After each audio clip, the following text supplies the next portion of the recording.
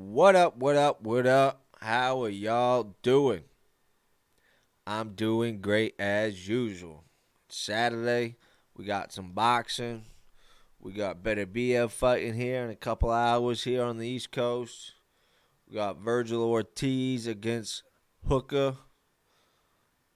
And then tonight, who else we got? Oh, yeah, we got Okoli versus Glonecki in the UK. We got 3 different fight cards. Can't wait, can't wait.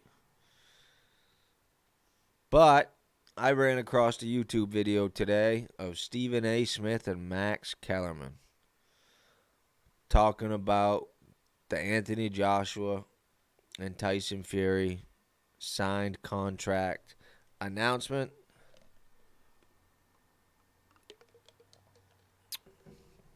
And Stephen A. said something that really pissed me off.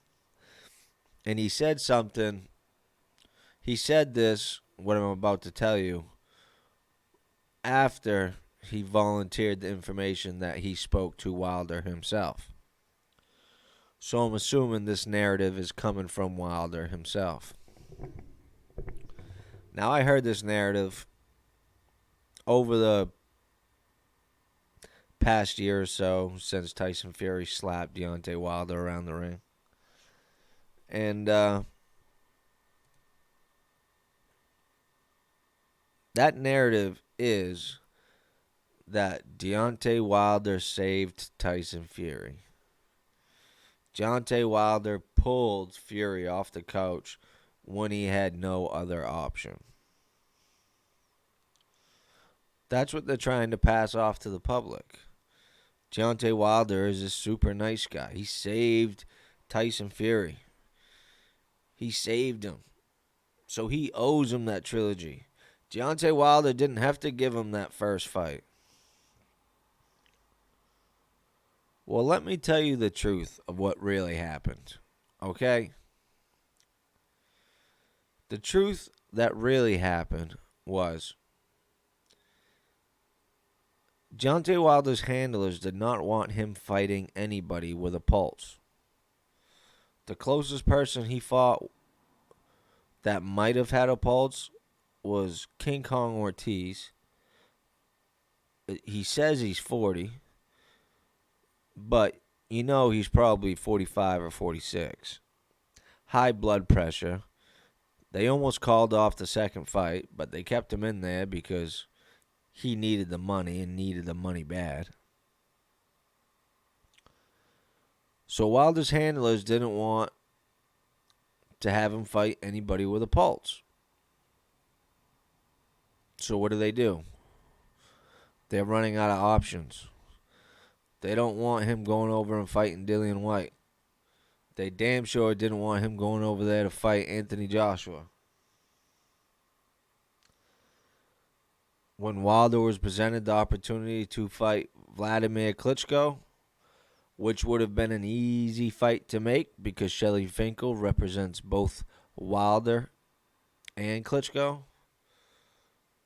his excuse was he is just a baby. That's what Shelly Finkel said. He is just a baby. He was 35, 30 plus fights in at that point, but he's a baby? No, mentally he was a baby. He cries like a baby when he doesn't get his way. But in terms of boxing, 30-something plus fights in, you're not considered a baby anymore. So what started happening? Eddie Hearn, the promoter from the UK, started saying, yeah, we want to be undisputed. We want Wilder. We want Wilder. Dillian Whyte is your mandatory, Wilder. You got to fight Dillian Whyte. The pressure was coming in. The pressure was coming in. So what happened? Wilder's team, so-called, picked Tyson Fury. Well, let me tell you the truth of what happened. When Tyson Fury was 400 pounds, he had the option of going two different ways. The option that he chose with Frank Warren got him to the Wilder fight. Tyson Fury chose that way. The other option that he had, and he actually spoke to Eddie Hearn first, was 4 fights and then a big fight with Joshua. Those options were on the table for Tyson Fury. He chose Frank Warren in the Wilder route. Why did he choose that? Well, there's a couple different reasons. One, he probably thought it was going to be an easier fight. For two, he wanted to fight in the U.S. and get that big deal with ESPN. So this narrative of Deontay Wilder dragging Tyson Fury up off the couch, it's a load of bullshit. Tyson Fury was on his way back anyway. Talk to his wife, Paris. She said it many times. She always knew that he was going to come back. And Tyson Fury had 2 options. He chose Deontay. And the only reason why Deontay Wilder accepted that was because they thought they were getting a fat, out of shape, drug addict, not a hard punching Tyson Fury. That's why they picked the fight. They thought they were cherry picking a guy with a big name. Deontay Wilder needed a fight. Deontay Wilder needed Tyson Fury. Deontay Wilder needed a big name. He needed to beat a big name from the UK to set up the Joshua fight.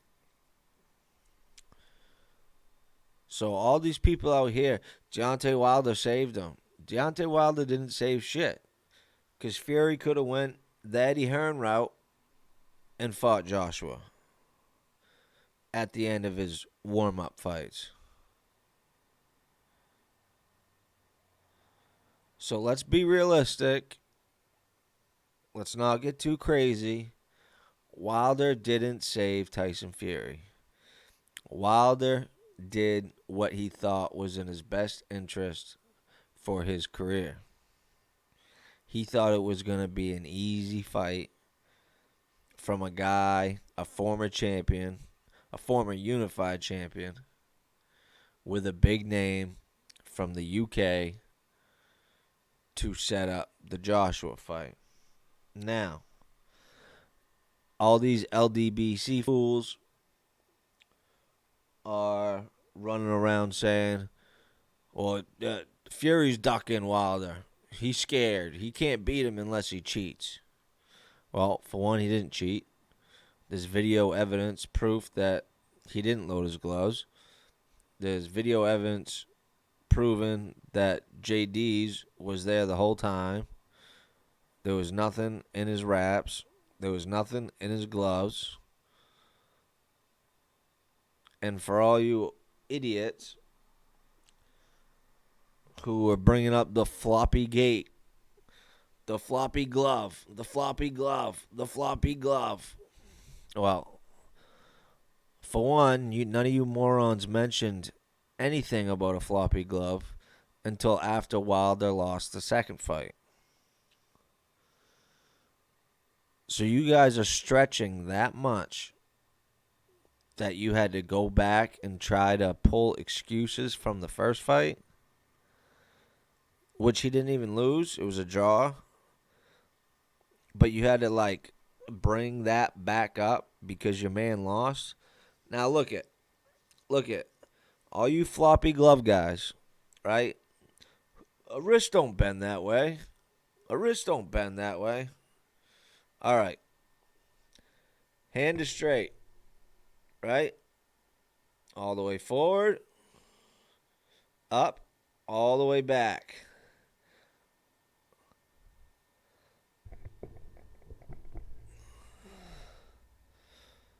Straight up, down, straight up, back. Your wrist can go all over the place. Now, I didn't think I'd have to explain that to some of you morons out there. But after listening to some of these LDBC channels, they don't have much of an IQ at all. It's very low. Very, very low. And they're not good for boxing. They're bad for boxing. They're literally fan trolls trying to hurt the sport of boxing just because their homie got beat up. And now they're trying to ruin boxing. But let's get back to this. Oh, Fury's ducking Wilder because Fury knows he can't win unless he cheats. Let's go back and look at the timeline.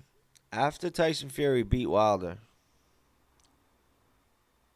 right after the fight in the locker room, people were saying, Tyson. You know everybody's going to ask about Joshua. You know what his response was? Nobody's going to ask me about Joshua. Because I still got I still have to do the trilogy fight with the Bronze Bomber. So no one asked me about Joshua. I don't care about Joshua. Well, June 18th, when the fight was supposed to happen, the trilogy, COVID struck. Couldn't do it. Plus, Deontay Wilder had an injury, I guess. That was the rumor. So it got pushed back to October. Now, you guys need to realize something. Back in June, when Tyson Fury came out with that post saying, I want to give a big shout out to Daniel Kennedy, making a 2-fight deal with Anthony Joshua possible, blah, blah, blah. But it's all great and everything. But I still have one hurdle in the road. And that is beating the Bronze Bomber for the third time. So that was in June.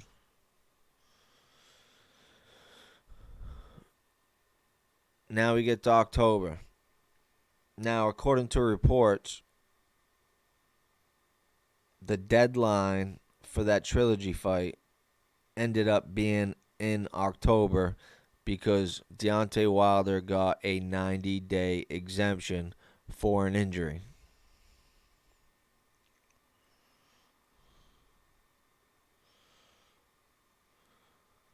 So, July, September, October, or even June, July, September, October.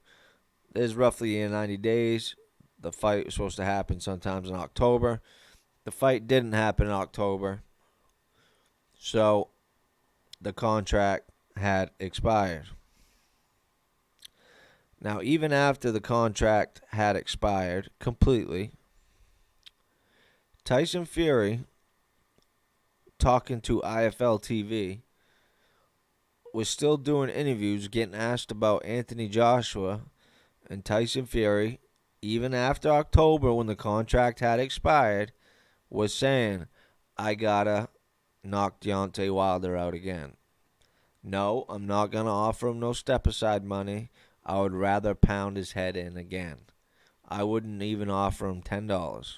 Something along those lines. I am paraphrasing. So even though Tyson Fury and his team knew that the contract had expired, he was still focusing on the Bronze Bomber. Then we get to December. Still no fight with Deontay Wilder. So Tyson Fury says, screw it. I'm fighting December 5th against Caballero. No fans, no money. It's not a pay-per-view fight. So how are they going to pay Tyson Fury his $20 million minimum? It couldn't have happened. Financially, it couldn't have happened. That's why that fight got canceled. It's not because he was in court. Nothing like that. So as you just heard, my phone rang, and it was probably work-related. And it's the weekend, so if it's an emergency, I make a hell of a lot of money. So I'm going to cut this short and just remind you guys, don't feed into the bullshit narrative that Wilder saved Tyson Fury. No, no, no, no, no, no. Wilder tried to cherry pick a guy who was out of the ring for 3 years, abusing his body, didn't have any fights. He literally had 2 spars and came back and beat Deontay Wilder, outboxed him. So enough of this Wilder saved Fury. No, no, no, no, no, no. Fury is the reason why Deontay Wilder is relative in the United States now. He tried to be relevant by mentioning Anthony Joshua's name, but all that did was make him relative in the UK. Well, it took Tyson Fury to come over to America and smash Deontay Wilder up twice to become relevant. So I'm sorry to the LDBC cheerleaders, the fangirls, the crybabies, the fake news and the fake sources that they come out with. It's the other way around, boss. Fury saved Wilder. Wilder needed Fury. And I think Wilder needs to move on, smash some more people up, and then maybe, just maybe, you'll get to fight the winner of AJ and Fury. Until then, I suggest you stay out of the limelight, stop twerking, stop making 1,000 excuses, and stop trying to damage the sport. And definitely, this is the most important, Deontay Wilder, stop listening to the LDBC fangirls. That's all they are. They're not true They're not true fans. All they're doing is trying to bring you down. Their time is short here. They're not going to be around forever. We can already see them falling apart. Certain members are getting kicked out. Other members are ratting on each other. It's just a big mess. Deontay, stay far away from these morons. They are trying to hurt the sport, and they have definitely, most definitely, they have hurt you, big homie. So that's it. This is Moore's House. Do me a favor, people. I need you to like, subscribe, and share. Everybody knows that mark that you want to get to as far as subscribers. So do me a favor. Click that subscribe button. It's easy. I think I'm going to have an automatic, I think it's going to be an automatic ink button in the bottom right hand of the screen. So click that. If not, just scroll down a few more inches and click the original subscribe button. I would appreciate it. And much love. I hope everybody out there is staying safe. And I'll catch up with you soon. Moore's House. Peace.